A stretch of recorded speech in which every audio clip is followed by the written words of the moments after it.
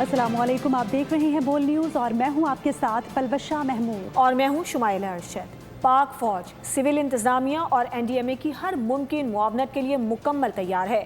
امدادی، ریسکیو اور بحالی کی کارروائیوں میں پاک فوج بھرپور کردار ادا کرے گی۔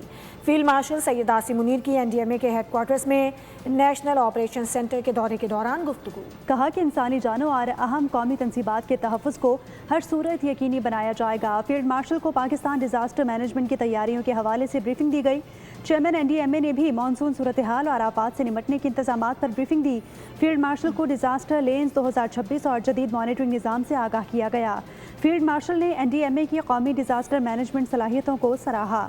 آئی ایس پی آر کے مطابق فیلڈ مارشل نے جان و مال کے تحفظ کے لیے مکمل تیاری اور مؤثر ادارہ جاتی رابطوں پر زور دیا۔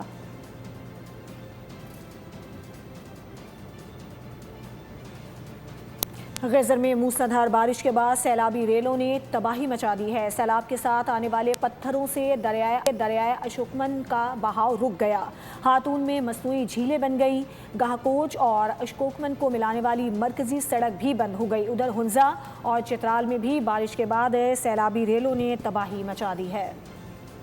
سیلابی ریلا سب کچھ بہا لے گیا، دیہات ڈوب گئے، گھر، گاڑیاں، دکان، کھیت اور سڑکیں زیر آب۔ بارش کے بعد سیلاب نے غزر میں تباہی پھیر دی۔ سیلاب کے ساتھ آنے والے پتھروں سے دریائے اشکمن کا بہاؤ رک گیا۔ ہاتون میں مصنوعی جھیلیں بن گئی۔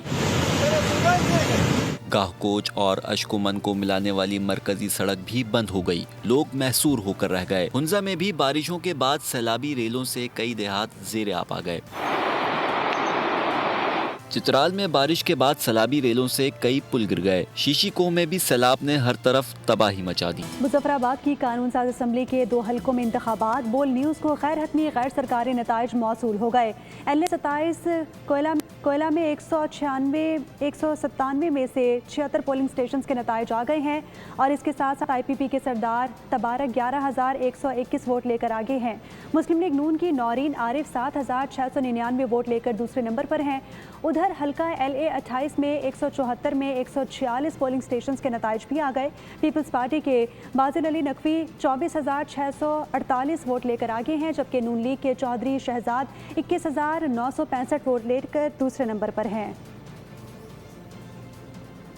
مسلم لیگ نون نے آزاد کشمیر میں حکومت سازی کے لیے حکمت عملی طے کر لی ہے۔ نواز شریف نے پارٹی پالیسی واضح کرتے ہوئے ہدایات دی ہیں کہ مہاجرین نشستوں سے منتخب ارکان کو وفاقی کابینہ میں شامل نہ کیا جائے۔ ذرائع کے مطابق حکومت سازی کے لیے مختصر کابینہ تشکیل دی جائے گی، جس میں صرف سینئر اور تجربہ کار منتخب ارکان کو ترجیح دی جائے گی۔ دوسری جانب وزارت عظمیٰ کے لیے مسلم لیگ نون کے سینئر رہنماؤں کی جانب سے لابنگ بھی تیز کر دی گئی ہے۔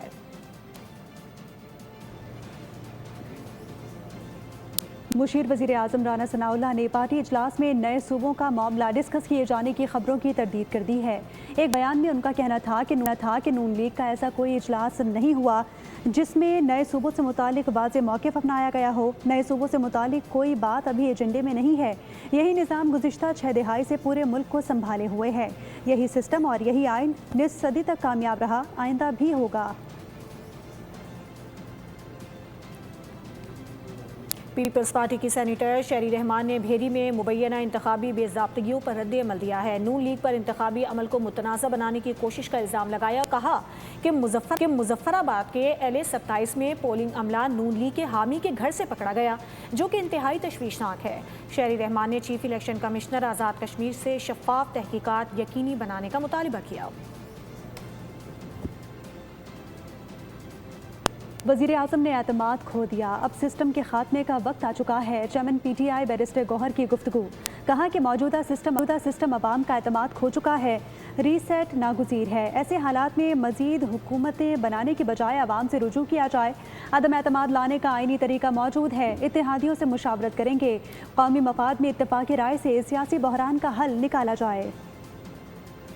ایک اہم حکومتی اتحادی نے بھی سوالیہ نشان اٹھائے ہیں اور انہوں نے بھی وزیر اعظم کو داندلی زدہ قرار دیا ہے۔ تو یہی نظر آ رہا ہے کہ وزیر اعظم اعتماد کھو بیٹھے۔ وزیر اعظم کو ہم مطالبہ کریں گے کہ پھر اعتماد کا ووٹ لینا چاہیے تھا، جس میں وہ ناکام ہوئے، اور اس لیے حکومت بھی اب نہیں رہی. حقیقت یہ ہے کہ عدم اعتماد کا ایک طریقہ کار ہے, اس کے لیے آپ کو ایک سرٹن نمبر چاہیے جس کو ذریعے سے آپ موو کر سکتے ہیں, وہ ایک الگ ہے. وہ اتحادیوں سے مشورے کے بعد دیکھیں گے. پیپلز پارٹی کے ساتھ یا علامہ مولانا صاحب کے ساتھ کوئی قسم کا رابطہ نہیں.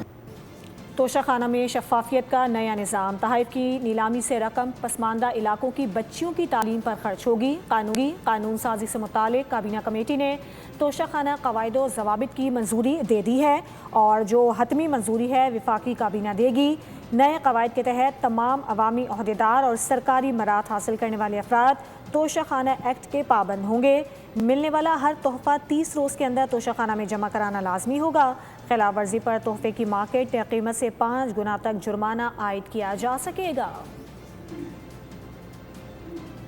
ایم کیو ایم پاکستان کے 2 گروپوں میں اختلافات کے بعد بات چیت اور رابطے شروع ہو گئے ہیں. پارٹی ذرائع نے تصدیق کر دی. بہادرآباد مرکز میں رہنماؤں کے درمیان پارٹی اجلاس کے بعد اختلافات ہوئے, جس دوران ایم پی اے اعجاز الحق اور رہنما ذاکر کے ساتھ دوسرے گروپ کے کارکنان نے ہاتھا پائی کی. ایم کیو ایم رہنما امین الحق کا کہنا تھا کہ دوسرے گروپ کی جانب سے شدید ہوائی فائرنگ کی گئی. فائرنگ سے ہمارا ایک کارکن زخمی ہوا, جبکہ پتھراؤ سے بھی کارکنان زخمی ہوئے. آگے بڑھتے ہوئے ناظرین کو بتائیں گے, کراچی کے نوجوان تاجر میر رضا علی خان کے قتل کی تحقیقات میں نیا موڑ آ چکا ہے. تفتیشی اداروں کی تحقیقات میں انکشاف ہوا کہ مقتول نوجوان پر قرضہ تھا پر آتا دکھائی دیتا ہے. پوسٹ مارٹم رپورٹ کے مطابق میر رضا کی موت شدید خون بہنے کے باعث ہوئی ہے, جبکہ ایک گولی سینے پر لگنے کی بھی تصدیق ہو گئی. میر رضا علی قتل کیس کڑیوں سے کڑیاں ملنے لگیں, تحقیقات میں پیش رفت ہونے لگی. پولیس اور تفتیشی اداروں نے 18 افراد کو حراست میں لے لیا. حراست میں لیے گئے افراد میں گیسٹ ہاؤس سے تعلق رکھنے والے 6 افراد, میر رضا کے دوست اور ایک پارٹنر بھی شامل ہیں. تفتیشی ٹیم نے 29 جولائی کی نئی CCTV فوٹیج بھی حاصل کر لی, جس میں ایک کچرا چننے والا شخص ٹھیلا اٹھاتے ہوئے جائے وقوع پر آتا دکھائی دیتا ہے. ذرائع کے مطابق یہ شخص تقریباً 8 منٹ تک موقع پر موجود رہا. شبہ ہے کہ وہ اسلحہ اپنے ساتھ لے گیا, جس کی تلاش جاری ہے. پوسٹ مارٹم رپورٹ کے مطابق میر رضا کی موت شدید خون بہنے کے باعث ہوئی. پولیس سرجن کے مطابق مقتول کے سینے میں ایک گولی لگنے کے شواہد ملے ہیں. تفتیش میں میر رضا کے بینک اکاؤنٹس اور ڈیجیٹل شواہد بھی سامنے آ گئے. پولیس کے مطابق میر رضا مالی مشکلات کا شکار تھا. ڈیجیٹل واچ سے ملنے والے پیغام میں ایک دوست نے 3 کروڑ روپے واپس مانگے تھے.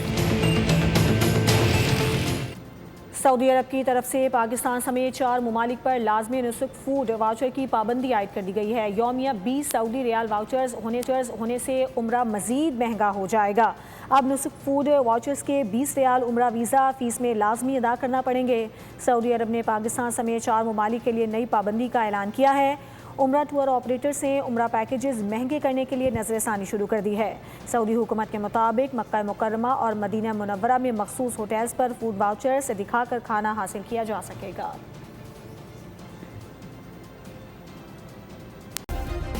سبسکرائب کریں اور بیل دبائیں تاکہ کوئی خبر رہ نہ جائے.